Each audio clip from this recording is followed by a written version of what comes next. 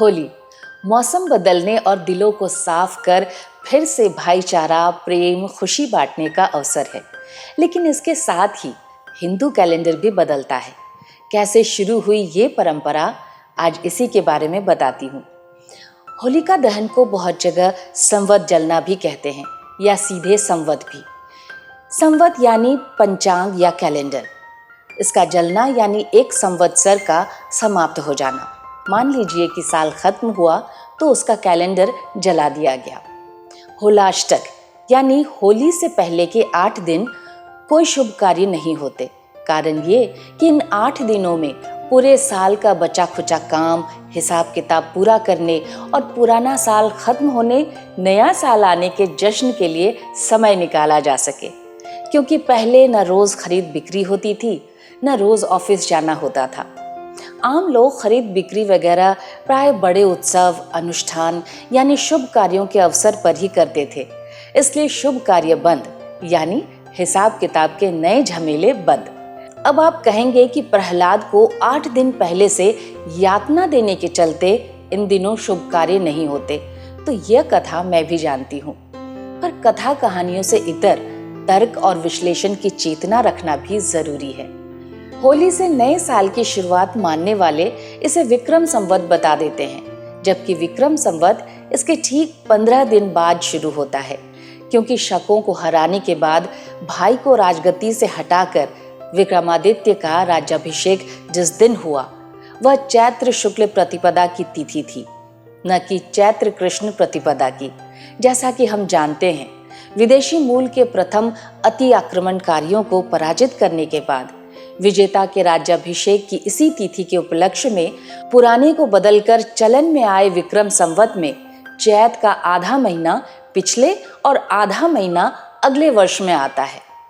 विक्रम संवत सहित सभी भारतीय वर्ष चंद्र वर्ष, जो कि लगभग 360 दिन के हैं, लेकिन उसके ठीक पहले प्रचलित विदेशी वर्ष यानी शकों द्वारा चलाया गया संवत शक संवत सूर्य वर्ष 365 दिन का है।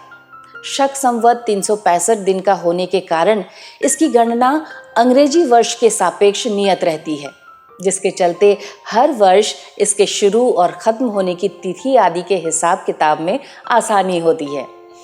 इसलिए सरकारी कामकाज वाले कागजों में अंग्रेजी तिथि के साथ शक संवत की तिथि भी अंकित रहती है और शक संवत को राष्ट्रीय संवत माना जाता है। शक संवत के पहले यानी शकों के आक्रमण और अतिक्रमण के पहले भारत में संभवतः गुप्त संवत या कोई अन्य संवत प्रचलित रहा होगा, जिसमें साल होली पर यानी चैत्र कृष्ण प्रतिपदा पर शुरू होता होगा। नए साल के सभी पर्व त्योहार अभी भी होली से शुरू माने जाते हैं। धार्मिक क्रियाकलापों की दृष्टि से किसी के विवाह या मृत्यु आदि का साल भी उस साल की होली को ही समाप्त माना जाता है। ये सभी नियम आदि संभवतः विक्रमादित्य और शकों के शासनकाल से पहले से चले आ रहे हैं और संवत यानी पंचांग जलने की परंपरा भी नया संवत आने के बाद भी शाब्दिक रूप से चलती ही रह गई, लेकिन इसका वास्तविक अर्थ भूल जाया गया। अभी भी भारत में कुछ लोग होली से नए साल की शुरुआत मानते हैं, पर इस संवत यानी साल के कैलेंडर या पंचांग का नाम नहीं बता पाते। व्यवसायियों बनियों का नववर्ष दिवाली से शुरू होता है और उनकी मुख्य आराध्य भी लक्ष्मी है। हो सकता है कि गुप्त नववर्ष दिवाली से ही शुरू होता होगा, क्योंकि वे भी तो बनिया थे। क्षत्रिय जाति की प्रमुख आराध्या दुर्गा भवानी है और नववर्ष चैत्र शुक्ल प्रतिपदा को चैत्र नवरात्र पर शुरू होता है। इसके अलावा भी देश में कई तरह के भारतीय नववर्ष मनाए जाते हैं। दिवाली और होली मौसम बदलने, नई फसल आने के चलते भी इतनी खुशी से मनाए जाने वाले त्योहार बन गए थे। तो इन सब उपलक्ष्यों में होलिका दहन की शुभकामनाएं। परिवार में अपनी कुत्सित मानसिकता थोपने और उसे न मानने पर दंडित करने की परंपरा वाले हिरण्यकश्यप जैसे माता पिता न बने।